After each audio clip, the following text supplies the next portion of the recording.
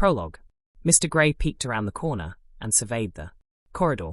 It stretched off into dim infinity, dotted with floating globes of silvery light. Mr. Grey had been told that the globes were swamp fire, encased in a time loop charm, so they were inextinguishable. He'd never even heard of swamp fire, much less a time loop charm. But then again, Mr. Grey had never been in a place quite like the Hall of Mysteries. He shuddered. "I don't see anybody," he whispered to the two figures behind him. "No gates or locks, neither. Do you think maybe they're using invisible barriers or something?" "NAR," a gravely voice answered. "We was told exactly where the beacons were placed, wasn't we? This section's clean. Sentry's all we have to worry about. If you don't see him, then move in." Mr. Grey shuffled his feet. "I know what we was told, but it don't feel right, Bissell. I has a sense about these things. Me. Mam always said so." "Don't call me Bissell, ye sodding half-wit," said the gravely voice, which belonged to a particularly grisly goblin in black shirt and trousers. "I'm Mr. Saffron when we're on the job. And blast ye're sixth sense. Yerry just a great coward. Whenever ye get in an unfamiliar place, the sooner we get on, the sooner it'll be over, and we'll be back to the shack to celebrate." The third figure, a tall, old man with a pointed white goatee, stepped past Mr. Saffron and walked casually down the corridor, scanning the doors. "See how Mr. Pink does it?" Mr. Saffron said, following closely and glancing around.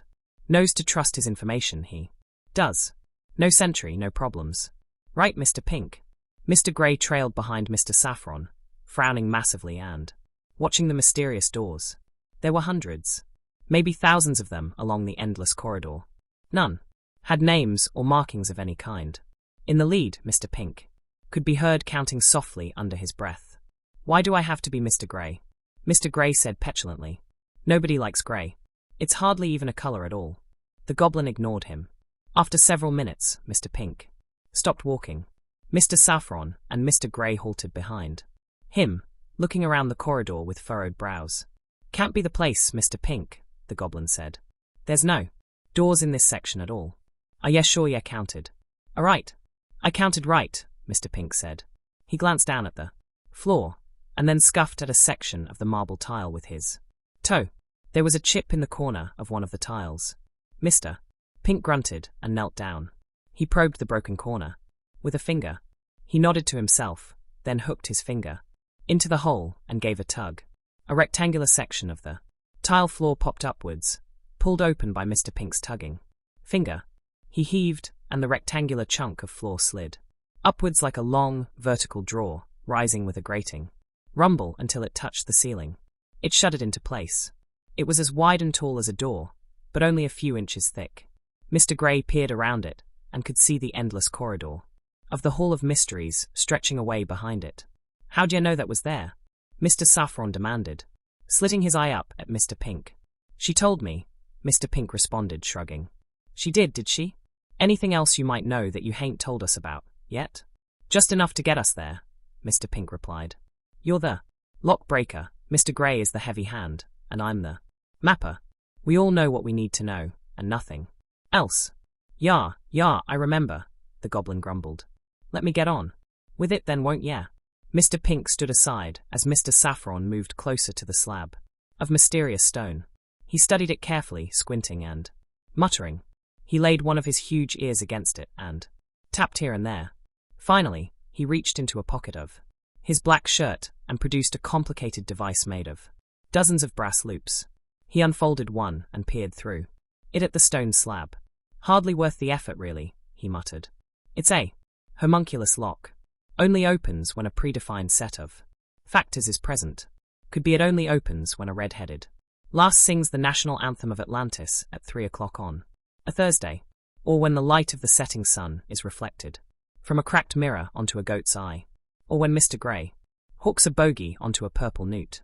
I've seen some good homunculus factors in my time, yah." "Is this a good one, then?" Mr. Grey asked rather hopefully.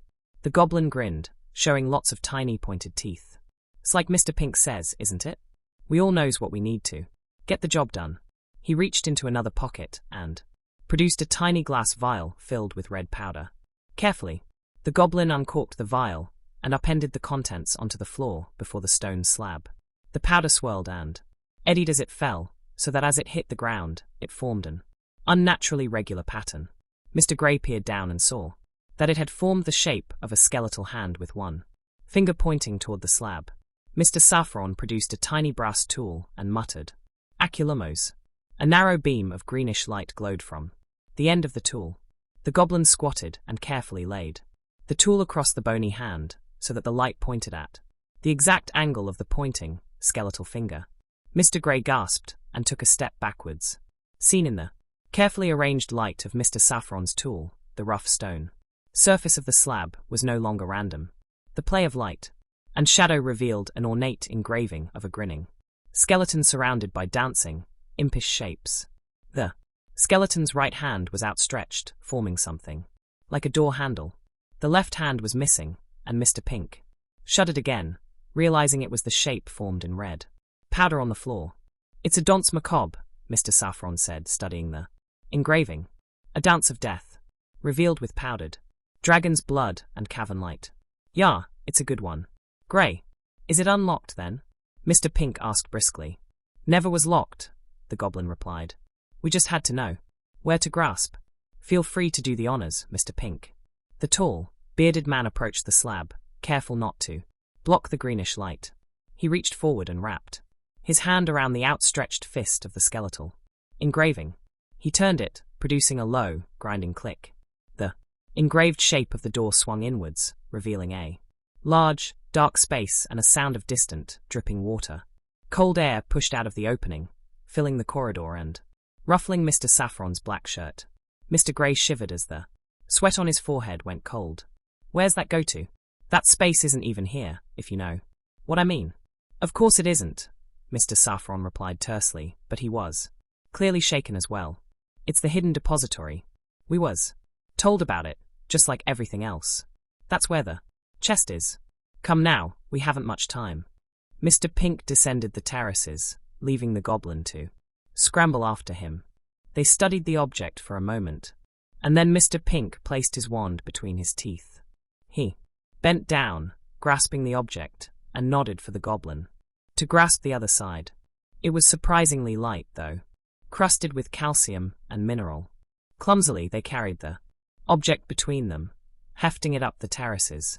Mr. Pink's wand light bobbed and jerked, making their shadows leap wildly on the pillared walls. Finally, they heaved the object through the open jaw of the dragon's head statue. Mr. Grey was sweating profusely, his knees trembling. When he saw that his companions were out of the way, he released the upper jaw. It slammed down and shattered, producing a cloud of gritty dust and a deafening crash. Mr. Grey collapsed backward onto the stony floor of the cavern, faint with exertion. "So what is it?" Mr. Saffron asked, ignoring Mr. Grey's heaving breaths. "It doesn't look like it's worth a fortune." "I never said it was worth a fortune," a voice said from the blackness behind them. "I merely said it was enough to take care of you for life." Funny how many meanings a phrase like that can have, isn't it? Mr. Saffron wheeled around, seeking the source of the voice. But Mr. Pink turned slowly, almost as if he'd expected it. A shape formed out of the darkness. It was draped in black robes. The face was obscured behind a horrible glinting mask. Two more similarly dressed figures emerged from the darkness. "I recognize your voice," Mr. Pink said. "One should have known." "Yes," the voice agreed. "You should have, Mr. Fletcher, but you didn't. Your years of experience are no match for your innate greed. And now it is too late." "Wait now," Mr. Saffron cried, throwing up his hands. "We had us a bargain. You can't do this. We had a deal." "Yes, we did, my goblin friend. Thank you very much for your services. Here is your cut." A flash of orange light leapt from one of the masked figures, striking Mr. Saffron in the face. He stumbled and clutched at his throat, making thick choking sounds. He collapsed backwards, still writhing. Mr. Grey stood shakily to his feet. "That's not right. You shouldn't have done that to Bissell. He only did what you asked. And we are only doing what we promised," the voice behind the mask said pleasantly. There was another jet of orange Light and Mr. Grey collapsed heavily. The three masked figures drifted closer, surrounding Mr. Pink. He looked around at them hopelessly. "At least tell me what it is," he said. "Tell me what this thing is that you made us get for you, and why you made us do it instead of doing it yourselves. Your last question, I am afraid, is none of your business, Mr. Fletcher," the voice said, circling him. "As they say, if we told you, we'd have to kill you. That would not be living up to our end of the bargain. We promised to take care of you for life, and we intend to fulfill that promise. It may not be much of a life, granted, but beggars cannot be choosers." A wand appeared, pointing at Mr. Pink's face. He hadn't used the name Fletcher for years. He'd given it up when he'd given up being a crook. He'd tried so hard to be good and honest. But then he'd been approached about this job. An inside job at the Ministry of Magic. A job so perfect, with a payoff so grand, that he simply couldn't turn it down. Sure, all his old friends in the Order would be disappointed in him. But most of them were dead now, anyway. Nobody even knew his real name anymore. Or so he thought. Apparently, these people had known who he really was all along. They'd used him, and now he was going to be disposed of. It was fitting, in a way. He sighed. The voice went on. "As for your first question, however, I expect we can answer that. It seems only fair. And after today, who could you possibly tell? You came looking for a chest of riches, because you are a small man with small aims. We are not small, Mr. Fletcher. Our aims are grand. And, thanks to you and your cohorts, we now have everything we need to accomplish those aims. Our goal is power, and what you see here is the means to that power. What you see here, Mr. Fletcher, is simply the end of your world." Hopelessness filled Mundungus Fletcher, and he fell to his knees. When the jet of orange light struck him, choking him, covering him with darkness, he welcomed it. He embraced it. Shadow of Legends. James Potter moved slowly along the narrow aisles of the train, peering as nonchalantly as he could into each compartment. To those inside, he probably looked as if he was searching for someone, some friend or group of confidants with whom to pass the time during the trip, and this was intentional. The last thing that James wanted anyone to notice was that, despite the bravado he had so recently displayed with his younger brother Albus on the platform, he was nervous. His stomach knotted and churned, as if he'd had half a bite of one of Uncles Ron and George's puking pastilles. He opened the folding door at the end of the passenger car and stepped carefully through the passage into the next one. The first compartment was full of girls. They were talking animatedly to one another, already. Apparently the best of friends, despite the fact that, most likely, they had only just met. One of them glanced up and saw him staring. He quickly looked away, pretending to peer out the window behind them toward the station, which still sat bustling with activity. Feeling his cheeks go a little red, he continued down the corridor. If only Rose was a year older, she'd be here with him. She was a girl, but she was his cousin, and they'd grown up together. It would have been nice to have at least one familiar face along with him. Of course, Ted and Victoire were also on the train.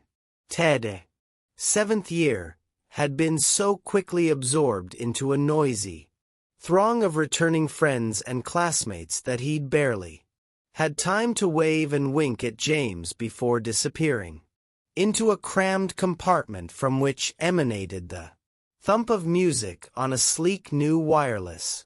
Victoire, 5 years older than he, had invited him to sit with her during the trip, But James wasn't as comfortable with her as he was with Rose, and didn't relish the idea of listening to her prattle on with the 4 other girls in her compartment about pixie, powder blushes and hair care charms.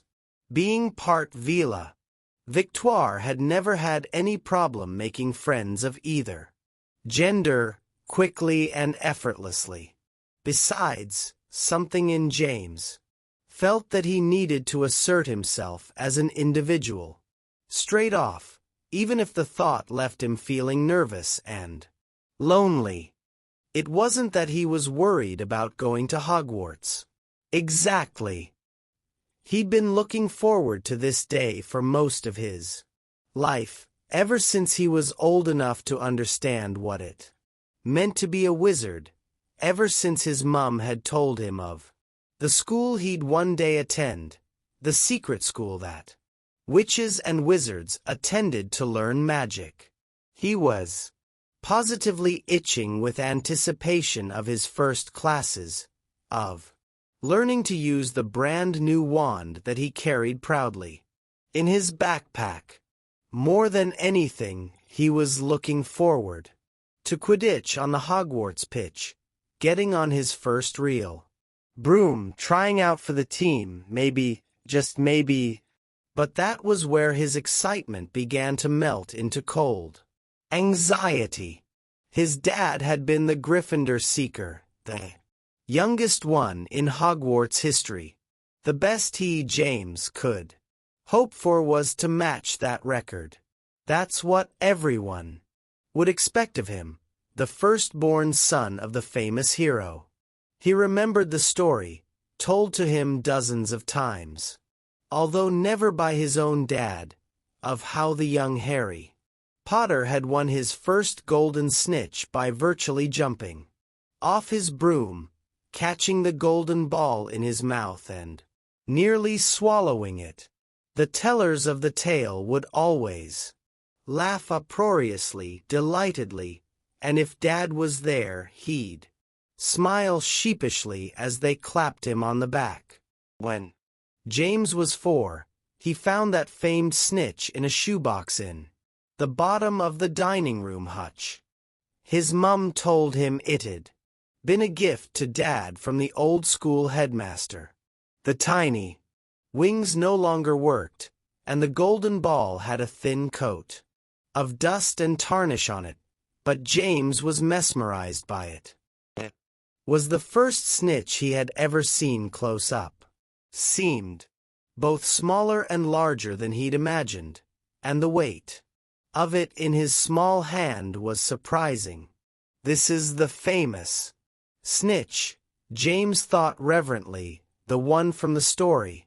The one caught by my dad.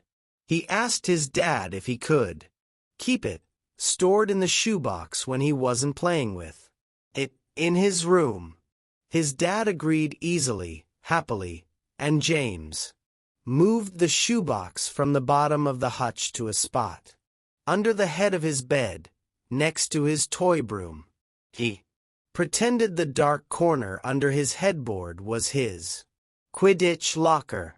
He spent many an hour pretending to zoom and bank over the Quidditch green, chasing the fabled snitch in the end, always catching it in a fantastic diving crash, jumping up, producing his dad's tarnished snitch for the approval of roaring imaginary crowds.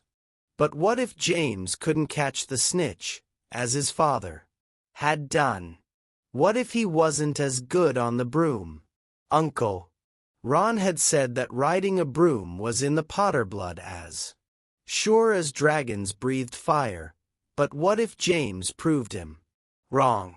What if he was slow, or clumsy, or fell off? What if he didn't even make the team? For the rest of the first years, that would only be a mild disappointment. Even though the rules had been changed to admit them, very few first years ever made the house teams. For James, however, that would mean he already hadn't measured up to expectations. He would already have failed to be as great as the great Harry Potter. And if he couldn't even measure up to his dad in terms of something as elemental as Quidditch, how could he ever hope to live up to the legend of the boy who defeated the Basilisk, won the Tri-Wizard Cup, united the Deathly Hallows and, oh yeah, put old Moldy Voldy, the darkest and most dangerous wizard who ever lived, in the ground for good? The train gave a protracted, noisy lurch. Outside, the conductor's voice called for the doors to be shut. James stopped in the corridor, suddenly overcome by a cold certainty that the worst had already happened. He had already failed miserably even before he'd begun to try. He felt a deep, sudden stab of homesickness and blinked back. Tears, looking quickly into the next compartment. There were two boys inside, neither talking, both looking out the window as platform 9 3/4 began to slip slowly past. James opened the door and blundered in quickly, hoping to see his family outside the window, feeling an enormous need to make eye contact with them one last time before it was too late. His own reflection in the glass, lit by the hard morning sun, blotted the view of the crowd outside. There were so many people, he would never find them in that throng. He scanned the crowd desperately. Anyway, and then there they were. They were just where he'd left them, a tiny knot of people standing still in the milling faces, like rocks in a stream. They didn't see him, didn't know where he was in the train. Uncle Bill and Aunt Fleur were waving to a point further back on the train, apparently mouthing goodbyes to Victoire. Dad and Mum stood smiling somewhat wistfully at the train, scanning the windows. Albus stood next to Dad, and Lily held Mum's hand, transfixed by the gigantic crimson engine as it chuffed great bursts of steam and hissed and rang, picking up speed. And then Mum's eye caught James and her face lit up. She said something and Dad turned, looked, and found him. They both waved, smiling proudly. Mum wiped her eye with one hand, held up Lily's hand with the other, waving it to James. James didn't smile back, but watched them and felt a bit better anyway. They receded backward as if they were on a conveyor belt, more faces, more waving hands, and milling bodies coming between them. James watched until they all vanished behind a wall at the end of the platform. Then he sighed, dropped his backpack onto the floor, and plopped into a seat. Several minutes of silence went by as James watched London scroll past the windows. The city thinned into crowded suburbs and industrial areas, all looking busy and purposeful in the bright morning sunlight. He wondered, as he sometimes did, what life was like as a non-magical person, and for once he envied them, going to their non-magical, less intimidating, or so he thought, schools and jobs. Finally he turned his attention to the two other boys, sharing his compartment. One was seated on the same side as him, closer to the door. He was big, with a squarish head and short dark hair. He was flipping avidly through an illustrated booklet called Elemental Magic: What to Know for the New Witch and Wizard. James had seen copies of these being sold from a small stall on the platform. On the cover, a good-looking teenaged wizard in school robes was winking as he conjured a series of objects from a trunk. He had just produced a full-size tree with cheeseburgers for fruit when the boy flipped the cover backwards and settled in to read one of the articles. James turned his attention to the boy across from him, who was looking at him openly, smiling. "I've got a cat," said the boy unexpectedly. James blinked at him, and then noticed the box sitting on the seat next to the boy. It had a hinged grate for a door and a small black and white cat could be seen inside, lounging and licking its forepaw. "You aren't allergic to cats, are you?" the boy asked James earnestly. "Oh, no," James replied. "I don't think so. My family has a dog, but my Aunt Hermione has a big old carpet of a cat. I've never had a problem with it." "That's good," the boy answered matter-of-factly. He had an American accent that James found a little amusing. "My mom and dad are both allergic to cats, so we could never have one, but I like them. When I saw that I could bring a cat, I knew that was what I wanted. This is Thumbs.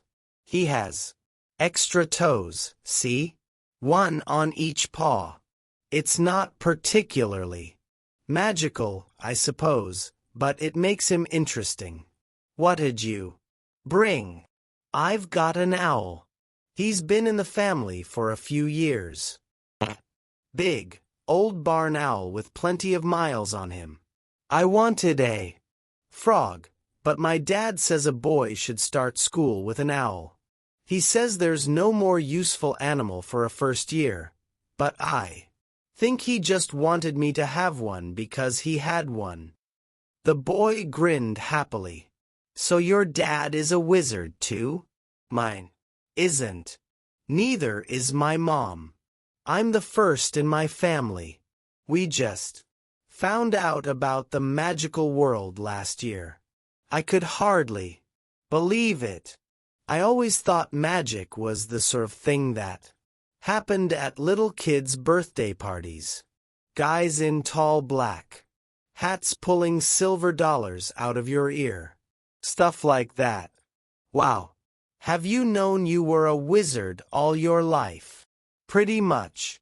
It's hard to miss when your first memories are of your grandparents arriving for Christmas morning via the fireplace," James answered, watching the boy's eyes widen. "Of course, it never seemed strange to me at all, you know. It was just life." The boy whistled appreciatively. "That's wild and crazy. Lucky you. Anyway, my name's Zane Walker. I'm from the States, if you haven't guessed. My dad is working in England. For the year, though.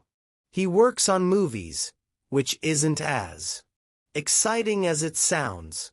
I'll probably be going to the wizarding school in America next year, but it looks like it's Hogwarts for me this year, which is fine by me, although if they try to give me any more kidneys or fish for breakfast, I think I'll blow a gasket. Good to meet you." He finished in a rush, and reached across the compartment to shake James' hand in a gesture that was so guileless and automatic that James almost laughed.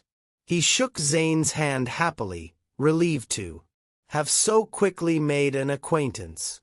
"I'm happy to meet you too, Zane. My name's Potter. James Potter." Zane sat back and looked at James, tilting his head curiously. "Potter. James Potter," he repeated. James felt a small, familiar surge of pride and satisfaction. He was used to being recognized, even if he pretended to not always like it. Zane made a sort of quizzical half-frown, half-grin. "Where's Q007? James faltered. "Excuse me." "What?" "Oh, sorry," Zane said, his expression changing to one of bemusement. Thought you were making a James Bond joke. Hard to tell with that accent. James who? James said, feeling that the conversation was slipping away from him. And what accent? You're the one with the accent. Your last name's Potter? This came from the third boy in the compartment. He'd lowered his booklet a little. Yes.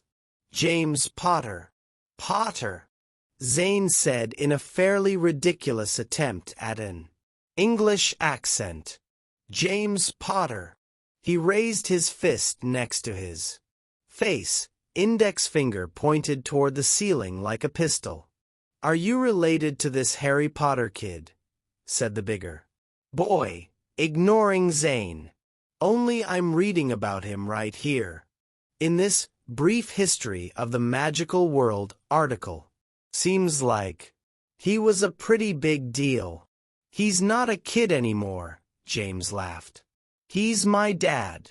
He's less of a big deal when you see him eating Weetabix in his boxers each morning. This wasn't technically true, but it always put people at ease to think they'd gotten a mental glimpse of the great Harry Potter in a candid moment. The large boy raised his eyebrows, frowning slightly. Wow. Cool. Says here he defeated the most dangerous evil wizard ever. Some guy named He glanced down at the booklet, scanning it. It's right here somewhere. Volda What's-it or something. Yeah, it's true, James said. But really, now he's just my dad. That was a long time ago. But the other boy had turned his attention to Zane. You're Muggle-born too? He asked. Zane looked baffled for a moment. What? I'm what born? Non-magical parents. Like me, said the bigger boy. Seriously. I'm trying to learn the language. My dad says it's important to get a handle on the basics straight off. He's a Muggle, but he's already read Hogwarts, a history coyer to cover. He quizzed me on it the whole ride in. Ask me a question. Anything. He glanced back and forth between Zane and James. James raised his eyebrows at Zane, who frowned and shook his head. What's 7 times 43? The bigger boy rolled his eyes and slumped in his seat. I meant about Hogwarts and the wizarding world. I've got a new wand, Zane said, abandoning the bigger boy and turning to dig in his pack. Eltis made of birch, with a unicorn tail in it or something. Can't get it to do squat, yet. Not for lack of effort, though. I'll tell you that. He turned, flourishing the wand, which was wrapped in yellow cloth. I'm Ralph, by the way, said the bigger boy, putting aside his booklet. Ralph Deedle. I just got my wand yesterday. It's made of willow, with a Himalayan Yeti whisker core. James glanced at him. A what? A Himalayan Yeti whisker. Very rare, according to the man we bought it from. Cost my dad 20 galleons. Which translates to a good bit, I think. He studied Zane's and James' faces in turn. Why? James raised his eyebrows. It's just that I've never heard of a Himalayan Yeti. Ralph sat up and leaned forward earnestly. Sure. You know what those are. Some people call them abominable snowmen. I always thought they were imaginary, you know. But then on my birthday, my dad and me found out I was a wizard, and I'd always thought wizards were imaginary, too. Well, now I'm learning about all kinds of crazy things that I thought were imaginary that are turning out to be true. He picked up his booklet again and fanned the pages with one hand, gesturing vaguely with the other. Just out of curiosity, James said carefully, where did you buy your wand? Ralph grinned. Oh, well, we thought that was going to be the hard part, didn't we? I mean, there don't seem to be wand merchants on every corner where we come from, which is Surrey. So we got down here to the city early and followed the directions to that Diagon Alley place. No problem. There was a man right there on the street corner, with a little booth. Zane was watching Ralph with interest. A little booth, James prodded. Yeah, of course, he didn't have the wands right there in the open. He was selling maps. Dad bought one and asked directions to the best wand maker in town. My dad develops security software for computers. Did I mention that? Anyway, he asked for the best, most state-of-the-art wand maker. Turned out the man was an expert wand maker himself. Only makes a few a year, but keeps them special for people who really know what they are looking for. So Dad bought the best one he had. James was trying to keep his face straight. The best one he had, he repeated. Yeah, Ralph confirmed.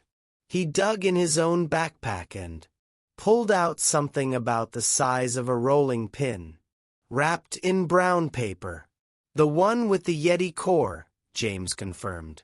Ralph suddenly glanced at him, halfway through, unwrapping the package he'd removed from his backpack. You know, it starts sounding a little silly when you say it, doesn't it? He asked a bit morosely. Ah, bugger. He pulled the brown paper off. It was about 18 inches long and as thick as a broomstick. The end had been whittled to a dull point and painted lime green. They all stared at it. After a moment, Ralph looked a bit desperately at James. It's not really good for anything magical, is it? James tilted his head. Well, it'd be a treat for killing vampires with, I'd think. Yeah. Ralph brightened. Zane straightened and pointed to the door of the compartment. Woo. Food. Hey James, you got any of that wacky wizard money? I'm starved. The old witch that operated the food cart peered into the open door of their compartment. Anything you'd fancy, dears. Zane had jumped up and was looking eagerly over her wares, examining them with a serious, critical eye. He glanced back at James expectantly. Come on, Potter, now's your chance to welcome us Muggleborns to the table with a little wizard generosity. All I have is an American $10 bill. He turned back to the witch.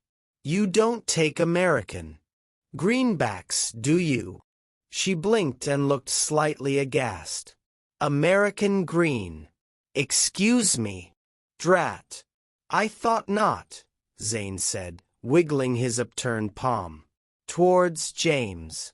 James dug in the pocket of his jeans, bemused and amazed at the boy's temerity. Wizard money isn't like play money.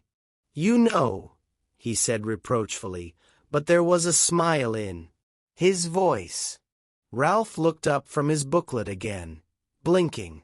Did he just say drat? Oh, look at this. Zane cried happily. Cauldron cakes and licorice wands. You wizards really know how to carry a metaphor.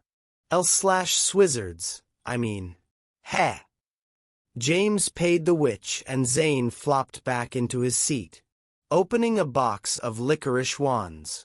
Assorted colors of wands were laid out in neat compartments.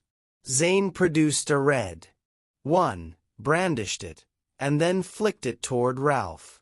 There was a pop and a shower of tiny purple flowers peppered the front of Ralph's t-shirt. Ralph glanced down at them.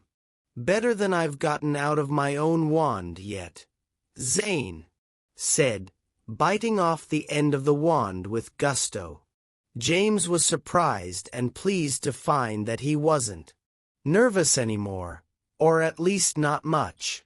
He opened the box, containing his own chocolate frog, caught the frog in the air. As it leaped out and bit its head off, he looked down into the bottom of the box and saw the face of his dad peering up at him.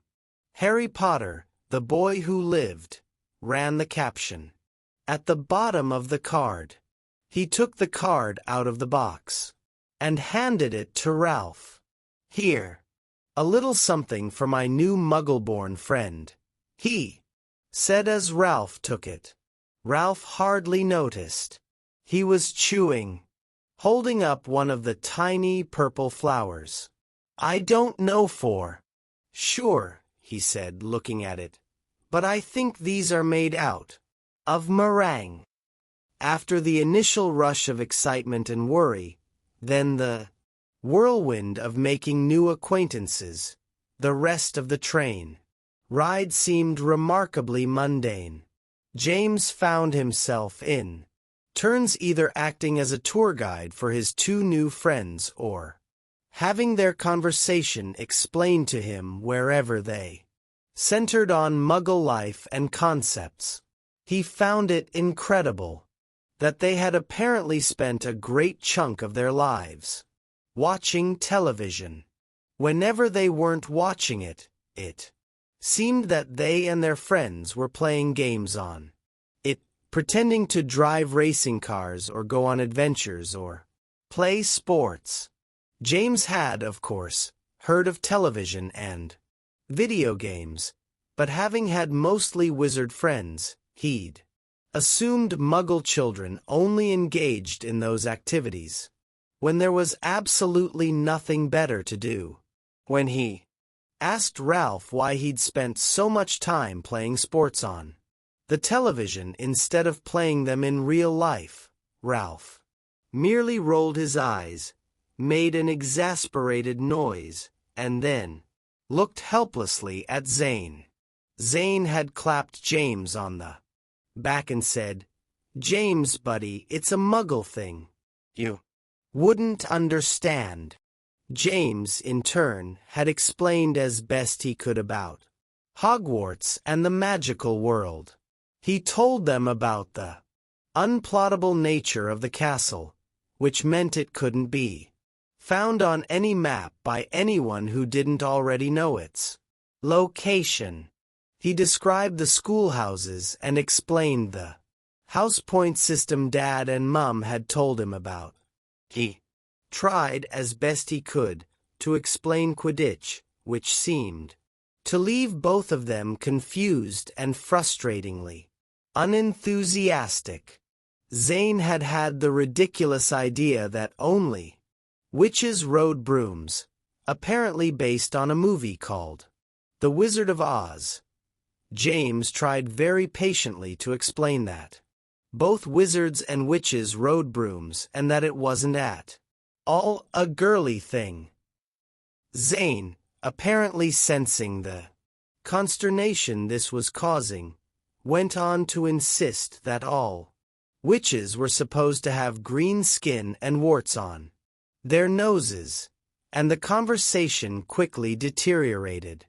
Just as evening was beginning to turn the sky a pale purple and silhouette the trees outside the train's windows, a tall, older boy with neatly cropped blonde hair knocked sharply on their compartment door.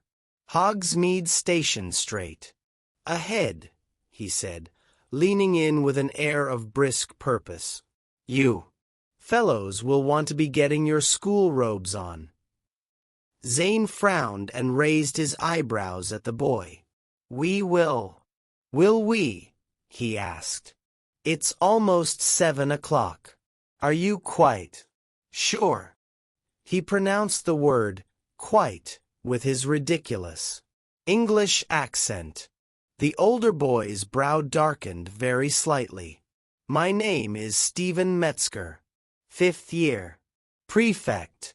And you are?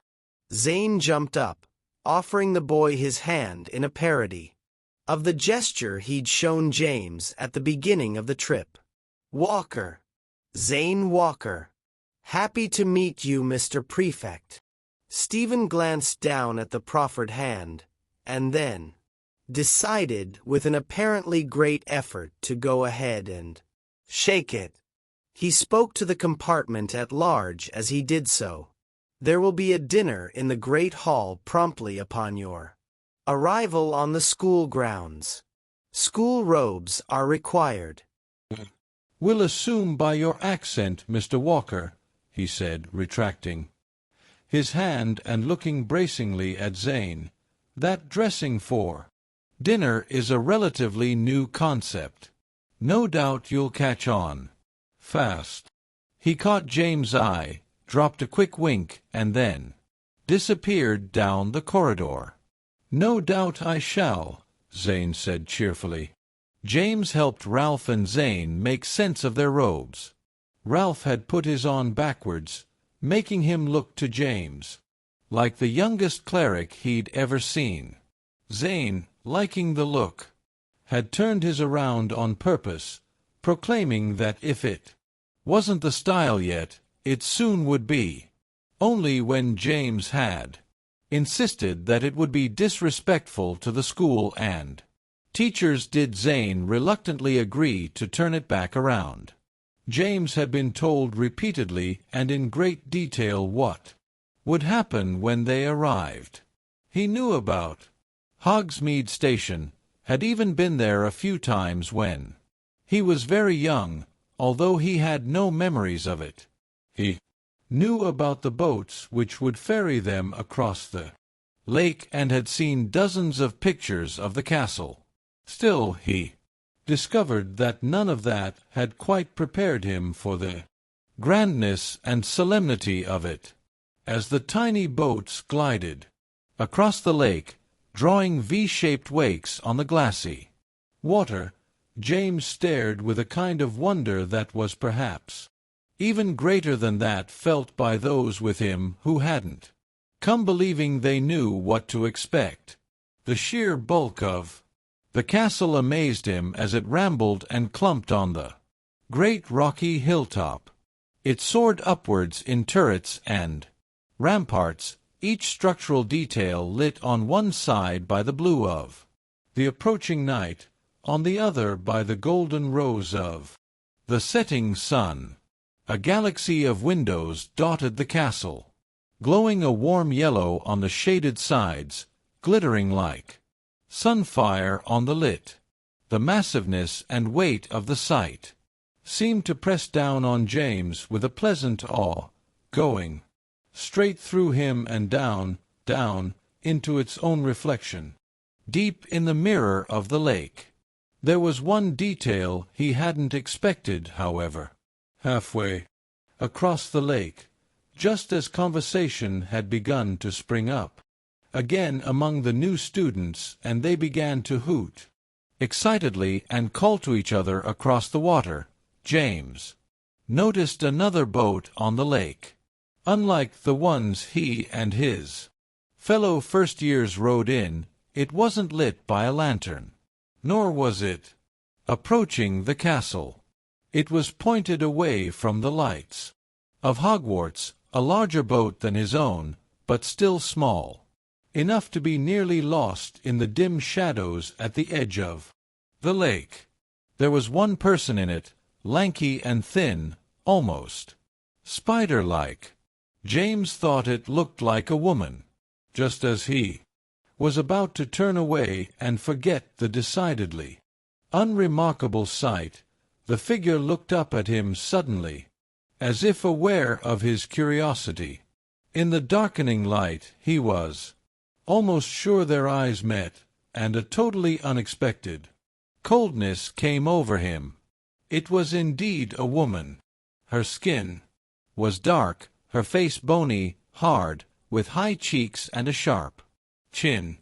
A scarf was tied down neatly over her head, hiding most of her hair. The look on her face as she watched him wasn't frightened or angry. Her face didn't seem to have any expression at all, in fact. And then she vanished. James blinked in surprise, before realizing, a moment later, that she hadn't actually vanished, she had simply been obscured behind a hedge of reeds and cattails as their boats grew further apart. He shook his head, smiled at himself for being a typically jumpy first year, and then returned his gaze to the journey ahead. The gaggle of first years entered the courtyard with a chorus of appreciative chatter. James found himself straggling, threading almost unconsciously to the rear of the group as they climbed the steps into the brightly lit corridor. There was Mr. Filch, whom James recognized by his hair, scowl, and the cat, Mrs. Norris, which he held cradled in the crook of his arm.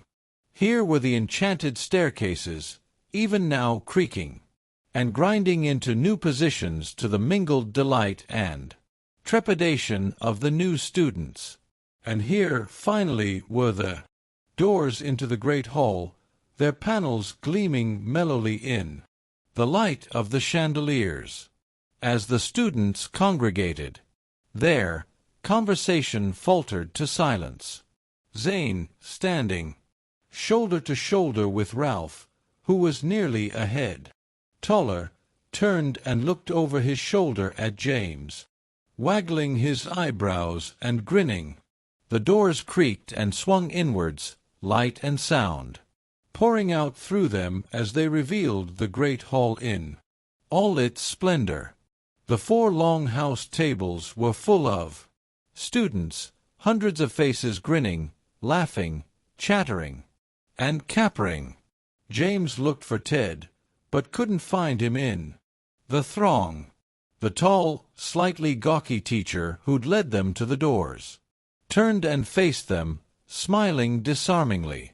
"Welcome to Hogwarts, first years," he called over the noise of the hall. "My name is Professor Longbottom.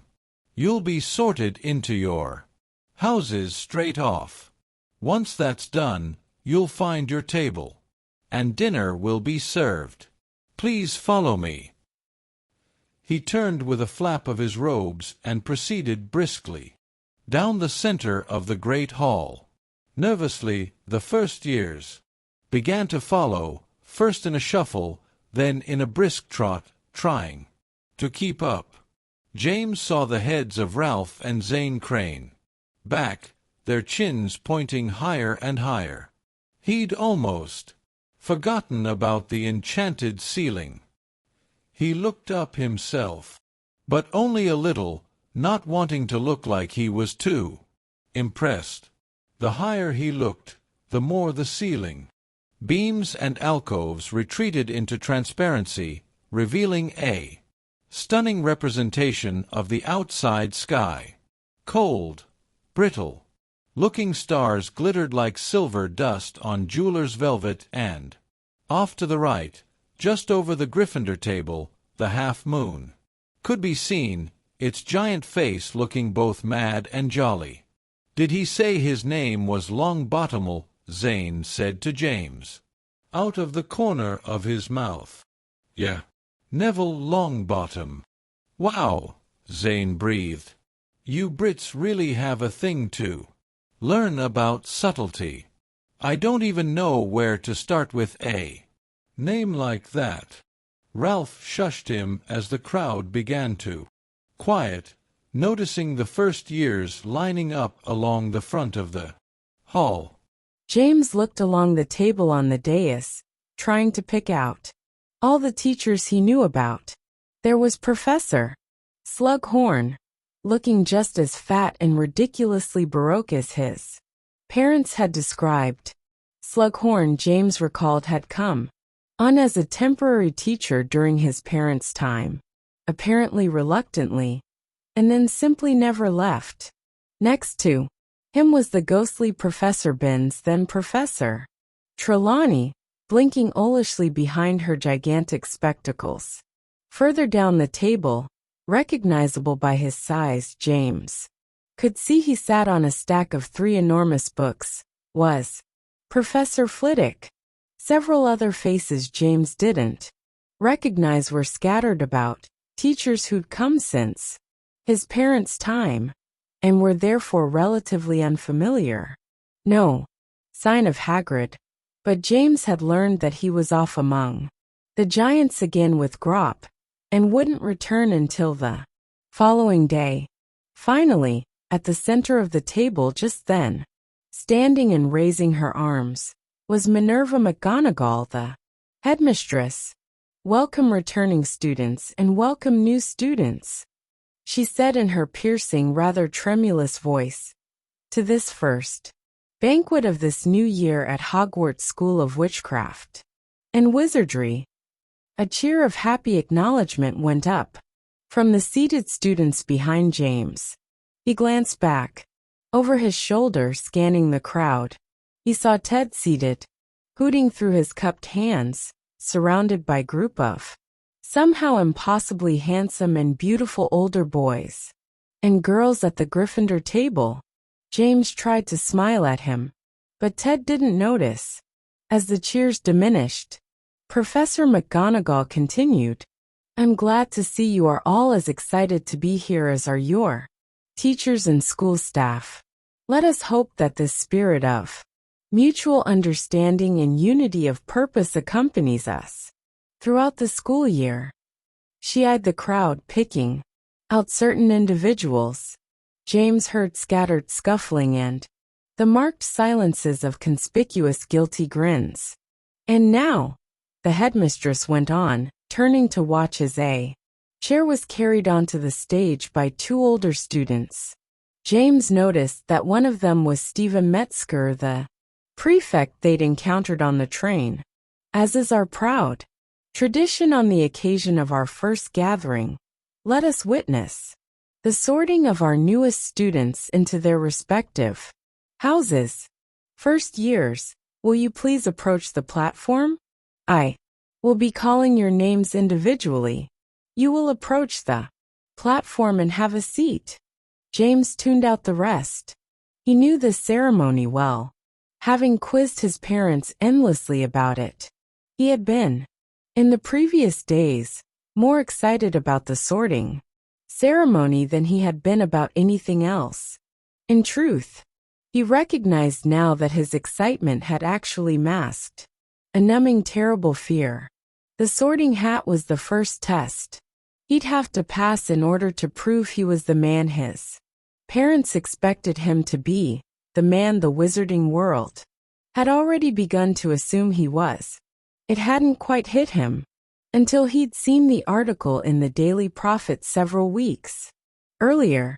It had been a fluffy, happy little article of the whatever happened to so-and-so variety, and yet it had filled James with a sort of cold, creeping dread.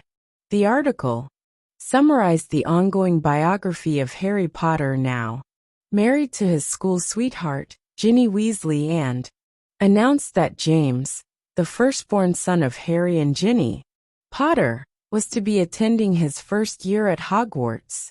James had been particularly haunted by the line that ended the article. He could recall it word for word.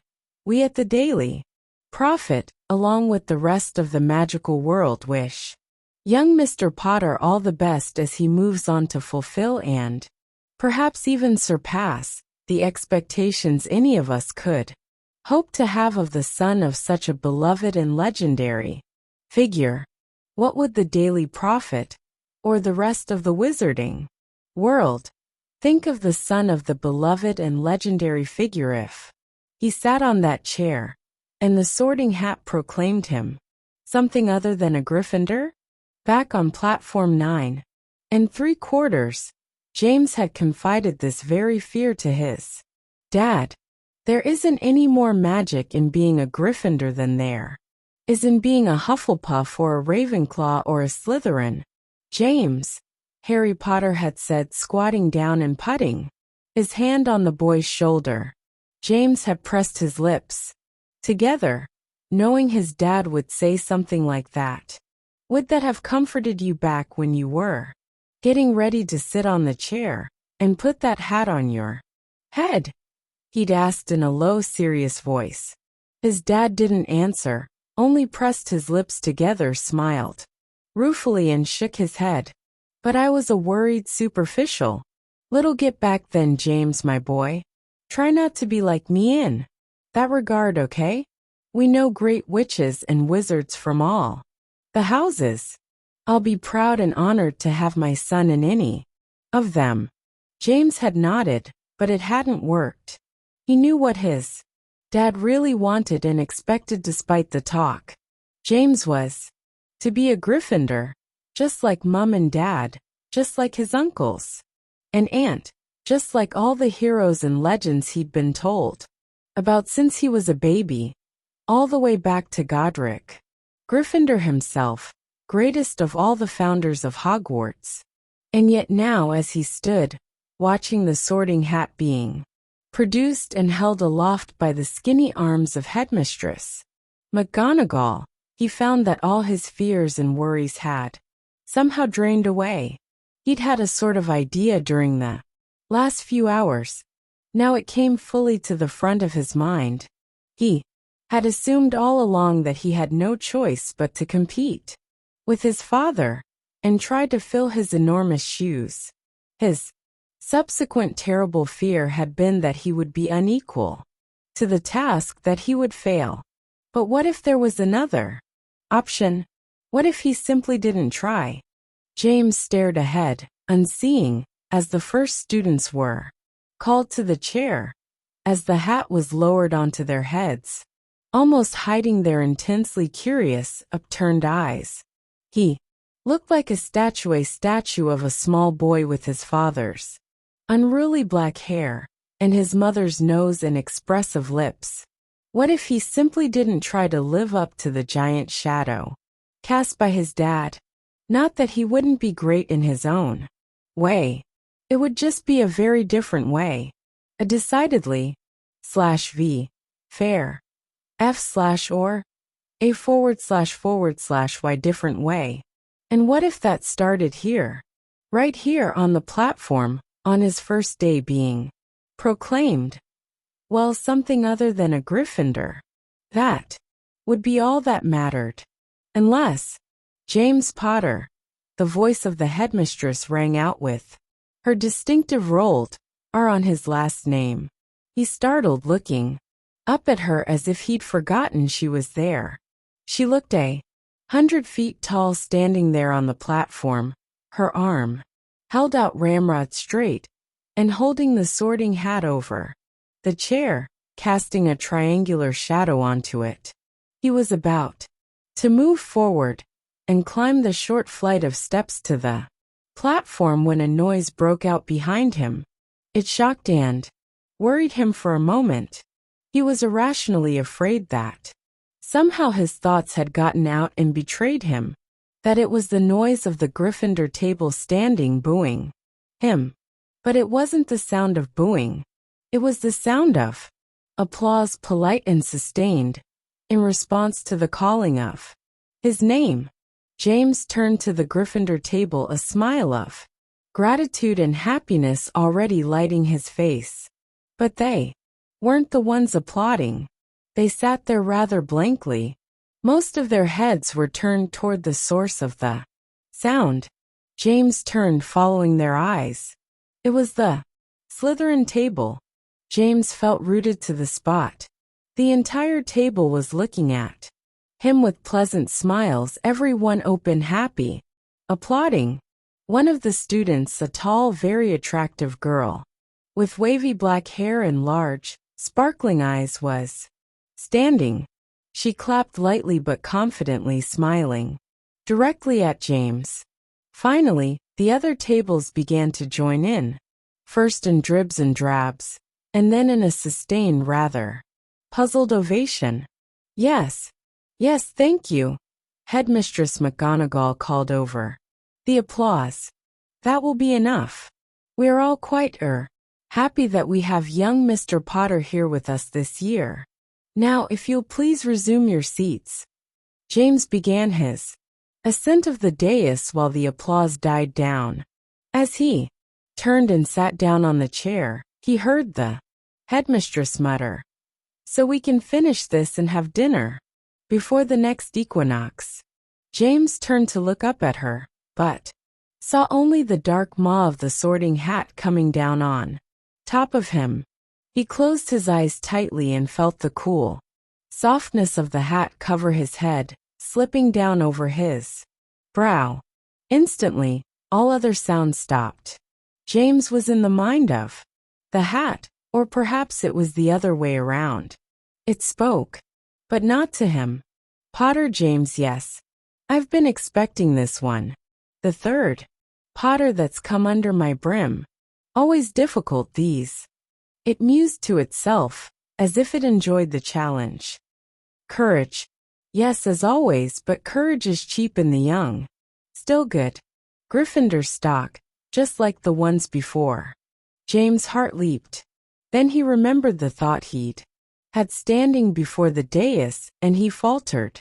"Slash don't have to play the game," he thought to himself.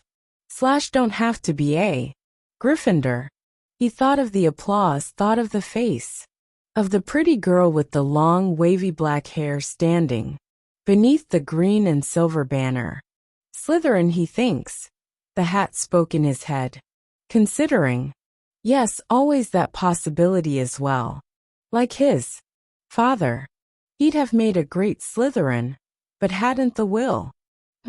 Very unsure of himself as this one. And that is a first for a Potter. Lack of sureness is neither a Gryffindor nor a Slytherin trait. Perhaps Hufflepuff would do him some good." Not Hufflepuff, thought James. Faces swam up before him in his mind. Mum and Dad, Uncle Ron, Aunt Hermione. Gryffindors all.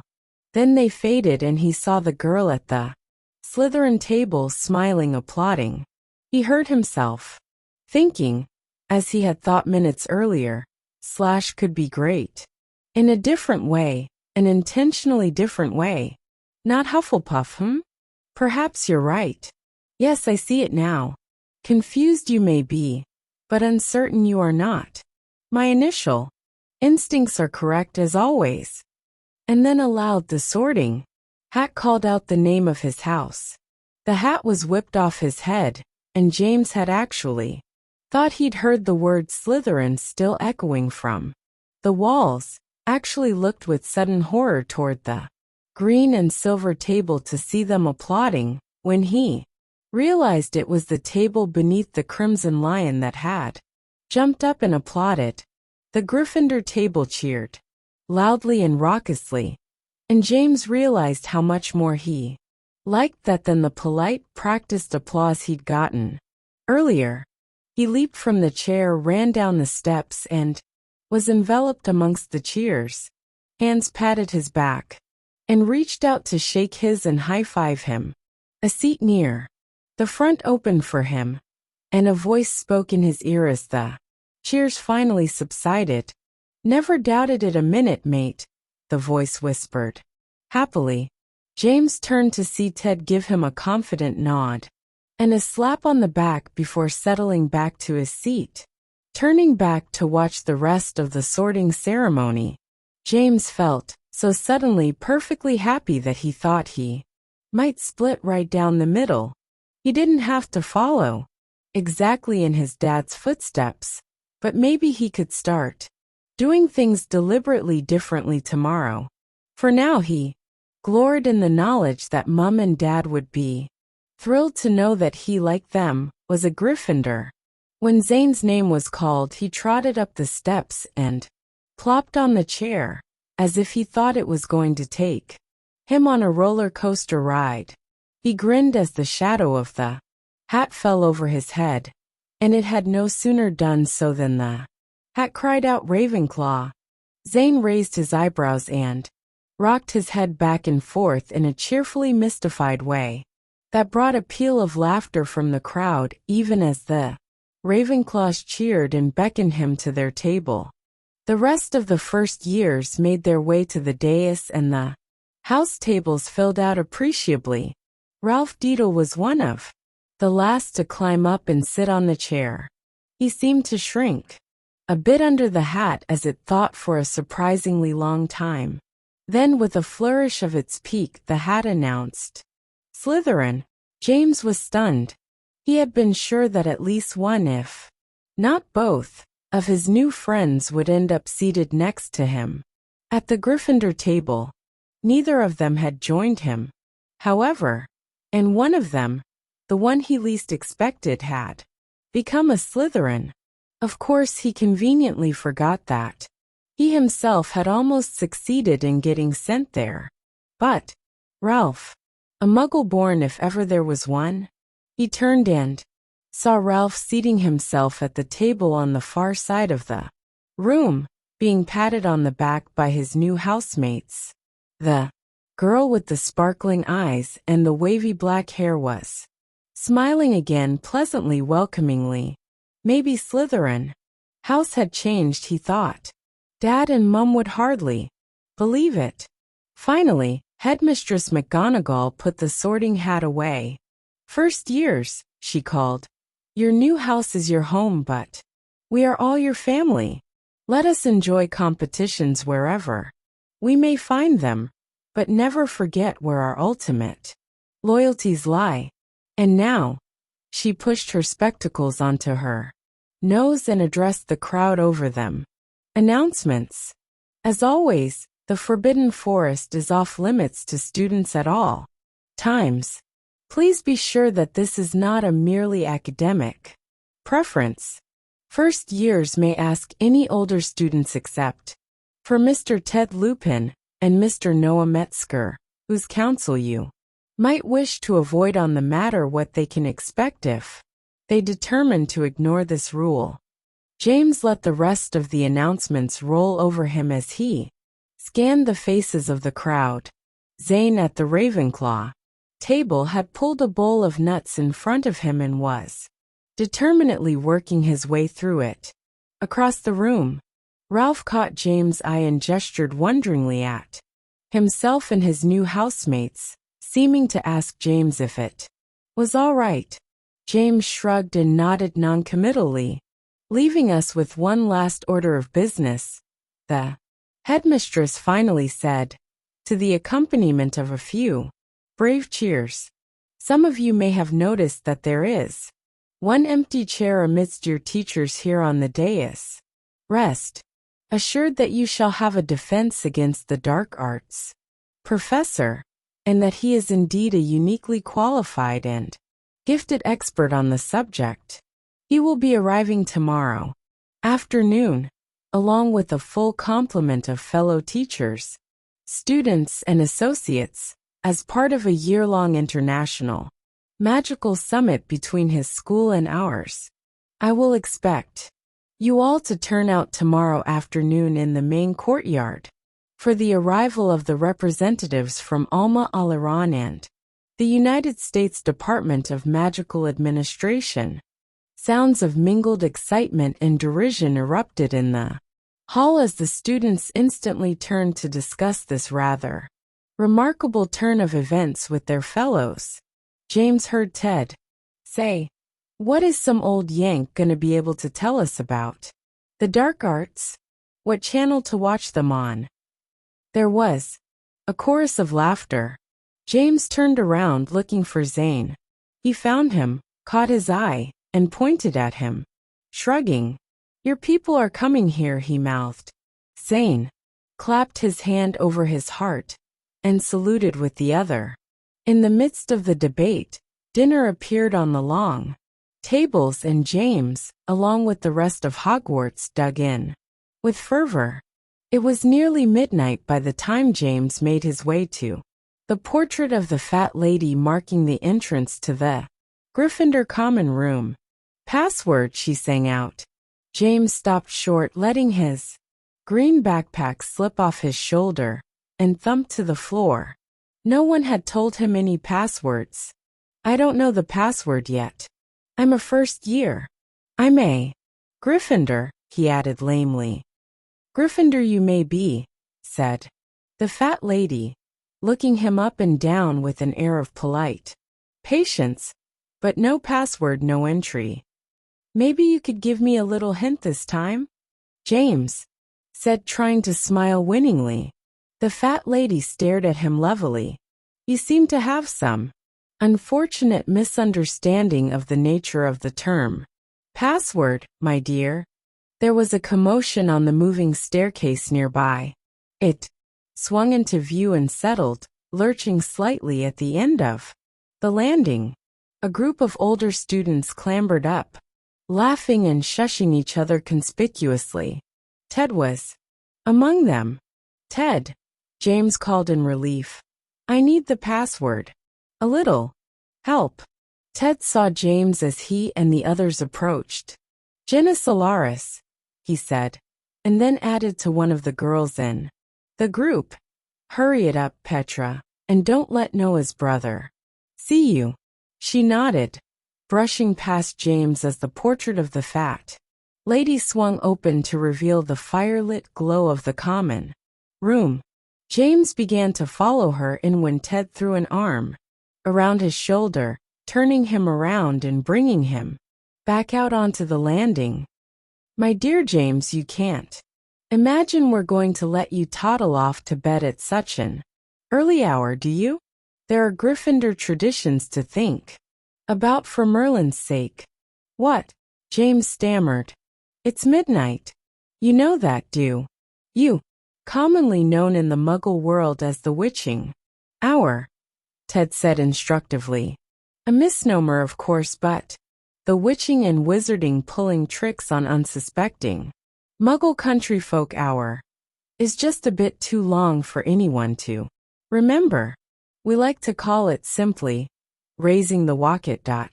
Ted was leading James back toward the stairs along with 3 other Gryffindors. The what? James asked, trying to keep up. Boy doesn't know what the Wocket is, Ted said mournfully to the rest of the group. And his dad's the owner of the famous Marauders map. Just think how much easier this would be if we could get our hands on that bit of skullduggery. James, let me introduce you to the rest of the Gremlins, a group you may indeed hope to join depending on how things go tonight, of course.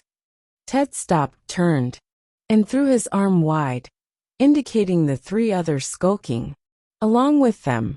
My number 1, Noah Metzger, whose only flaw is his unwitting relationship to his 5th-year prefect brother. Noah bowed curtly at the waist, grinning. Our treasurer, Ted continued. If we ever manage to come across any coin, Sabrina Hildegard, a pleasant-faced girl with a spray of freckles and a quill stuck in her thick reddish hair, nodded to James. Our scapegoat should such services ever be required. Young Damien Damascus. Ted gripped the shoulder of a stout boy with heavy glasses and a pumpkin-like face who grimaced at him and growled. And finally my alibi, my perfect foil, everyone's favorite teacher's favorite, Miss Petra Morgenstern. Ted gestured affectionately to the girl who was just returning from the portrait hole, stuffing something small into her jeans pocket. James noticed that everyone but him had changed out of their robes and into jeans and dark sweatshirts. Is everything clear for takeoff? Ted asked Petra as she met them. Affirmative. All systems go, Captain, she replied, and there was a titter from Damien. They all turned and began to descend the staircase, Ted steering James along with them. Should I go change or something? He asked, his voice shaking as he pounded down the stairs. Ted gave him an appraising look. No, I don't think that'll be necessary in your case. Relax, mate. You're going to have a blast, so to speak. Jump just here then. You don't want to. Step on F/7 F step, mind you.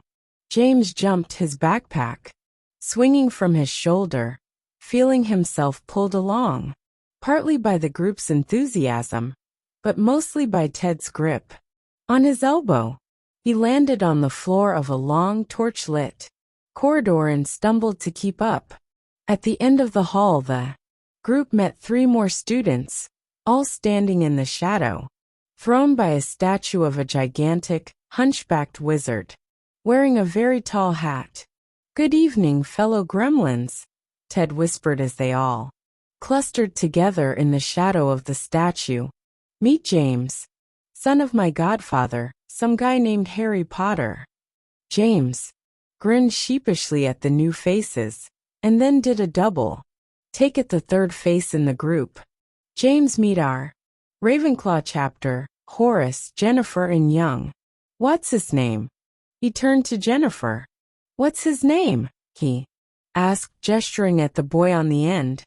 "Zane," Jennifer said, throwing an arm around the smaller boy, who grinned and let himself be playfully shaken. "Just met him tonight, but he's got a little something that says gremlin to me. I'm thinking there might be some imp in his lineage somewhere. We're gonna play Hunt the Walk-It," Zane said to James in a stage whisper that carried along the entire corridor. "Sounds iffy to me, but if this'll make us cool, well, I figured we might as well get it out of the way straight off."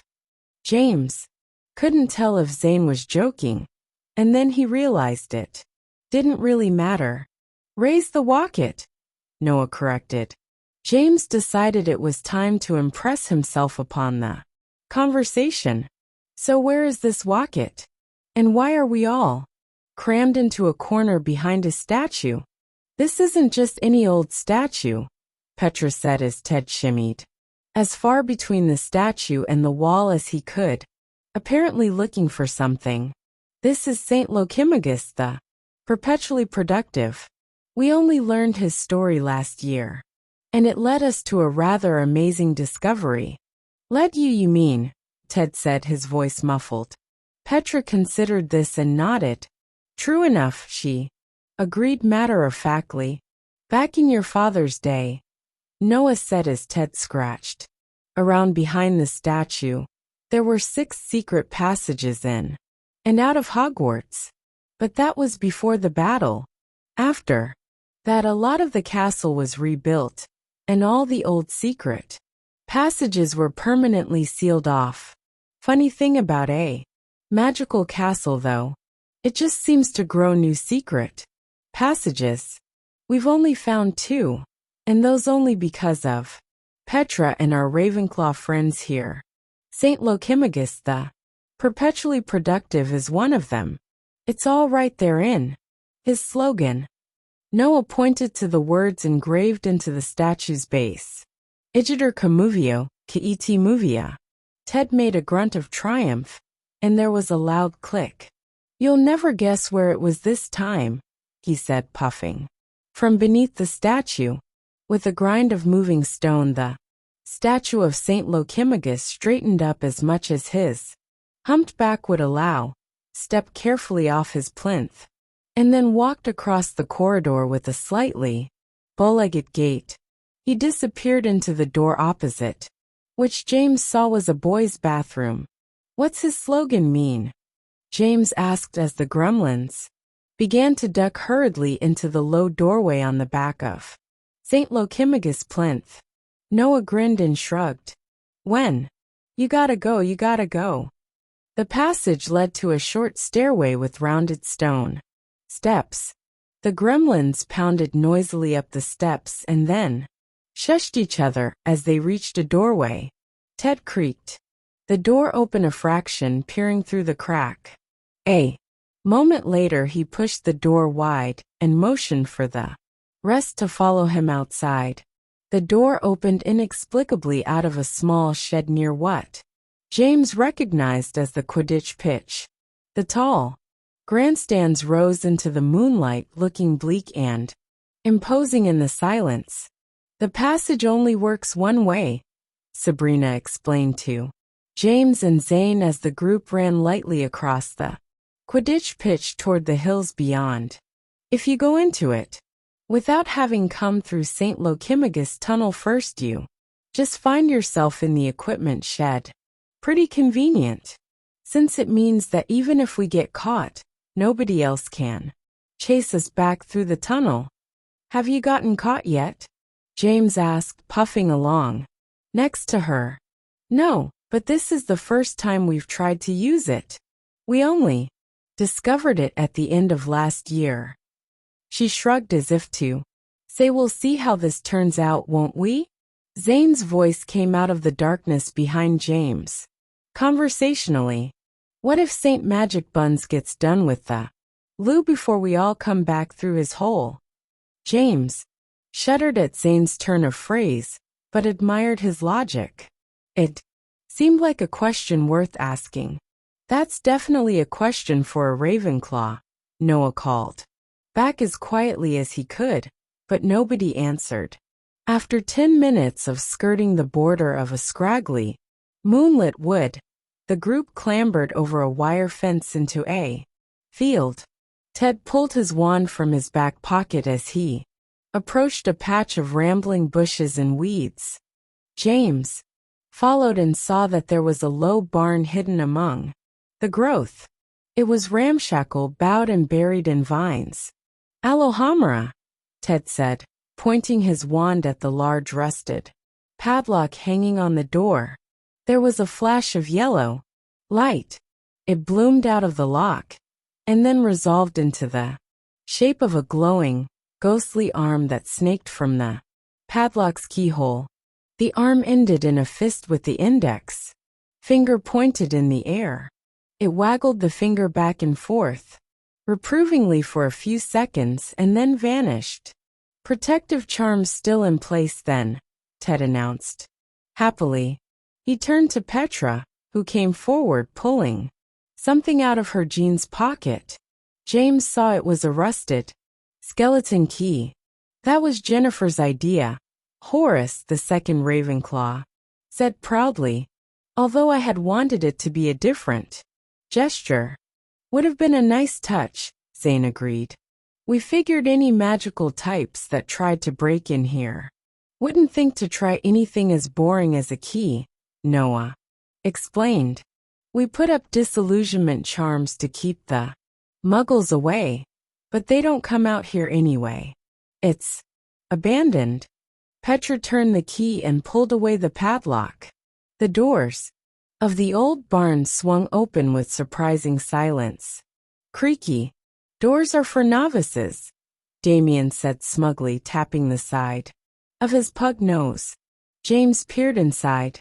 There was something large in the shadows, its bulk blotting out the rear of the barn. He could just barely make out the shape of it.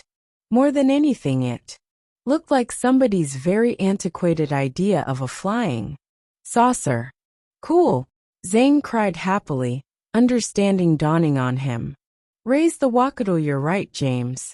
There was nothing like this in The Wizard of Oz. The Wizard of what? Ted said to James out of the corner of his mouth. It's a muggle thing, James replied. We wouldn't understand. Frank Toddington awoke suddenly, sure he'd heard something out in the garden. He was instantly alert and angry, throwing off his covers and swinging his legs out of bed as if he'd fully expected such an annoyance. Moi, his wife mumbled, raising her head sleepily. It's those drat Grindel kids out in our garden, Frank announced gruffly, jamming his feet into his tartan slippers. Didn't I tell you they were sneaking in at night, trampling my begonias and stealing my tomatoes? Kids, he spat. He shrugged into a threadbare robe. It flapped about his shins as he clumped down the stairs and grabbed his shotgun off the hook by the back door. The screen door squeaked open and clapped against the outside wall as Frank barreled out. All right, you hooligans. Drop those tomatoes and step out here into the light where I can see you. He raised the shotgun in one hand, pointing it warningly at the star-strewn sky. A light popped on over his head, illuminating him in a blinding white beam that seemed to hum faintly. Frank froze. His shotgun still held barrel up, pointing up into the beam of light. Slowly, Frank raised his head, squinting his stubbly chin, casting a long shadow down the front of his robe. There was something hovering over him. It was hard to tell the size of it.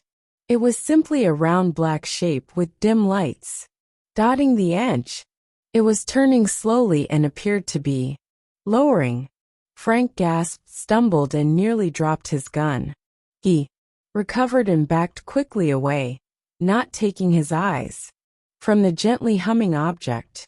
It lowered slowly as if cushioned by the beam of light, and as it came to rest, its hum deepened, throbbing. Frank boggled at it, his knobby knees bent in a sort of alert crouch. He chewed on his dentures fretfully. Then, with a burst of steam and a hiss, the shape of a door appeared in the side of the object. It was outlined in light, and the light brightened as the door unfolded, forming a short ramp. A figure was standing framed in the light. Frank gasped and raised his shotgun, socking it to his shoulder. There was a blast of red light, and Frank jumped.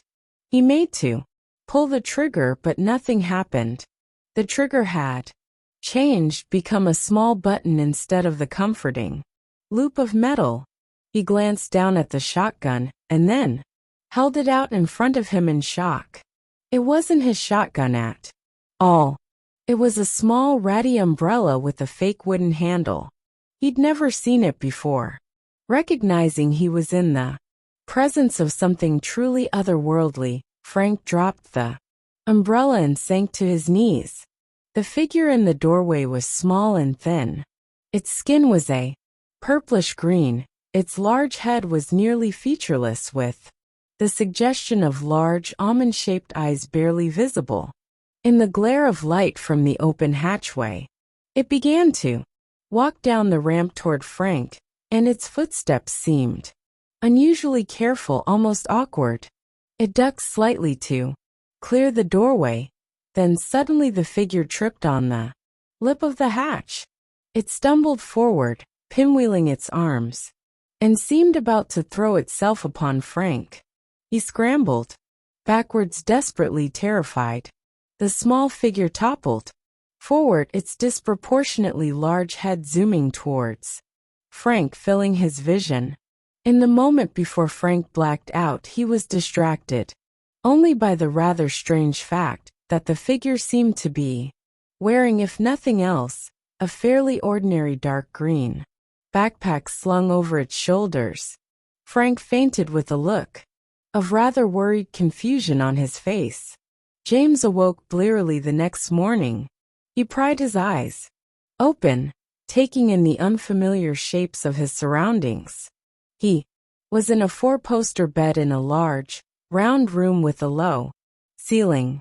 Sunlight beamed cheerily in, lighting more beds, most of which were disheveled and empty. Slowly, like owls coming in to roost, he remembered the previous night, the sorting hat, standing before the portrait of the fat lady, and not knowing the Gryffindor password, meeting Ted, and then the rest of the gremlins. He sat up in bed quickly, reaching for his face. He patted his cheeks, his brow, the shape of his eyes, and then sighed with relief. Everything appeared to be back to normal. Something flopped onto his bed next to him, a newspaper James didn't recognize. It was turned to an article with the headline, "Local Man Insists Martian Rockets Steal His Tomatoes." James glanced up. Noah Metzger was standing at the foot of his bed, a wry look on his face. "They misspelled. Walk it again," he said.